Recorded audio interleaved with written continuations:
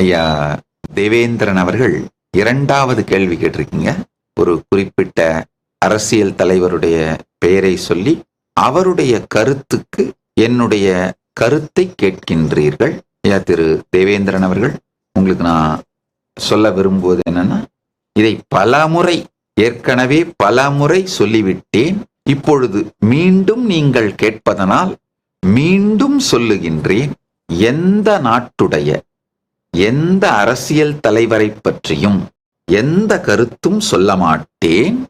எந்த அரசியல் தலைவருடைய கருத்துக்களை பற்றியும் கருத்து சொல்ல மாட்டேன்.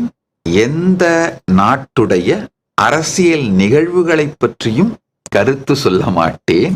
I am not a political commentator. என்னுடைய பணி சனாதன ஹிந்து தர்மத்தை பற்றி உலகத்திற்கு சொல்வதும் சனாதன ஹிந்து தர்மத்தை மறுமலர்ச்சி பெறச் செய்வதும் தான் என் பணி.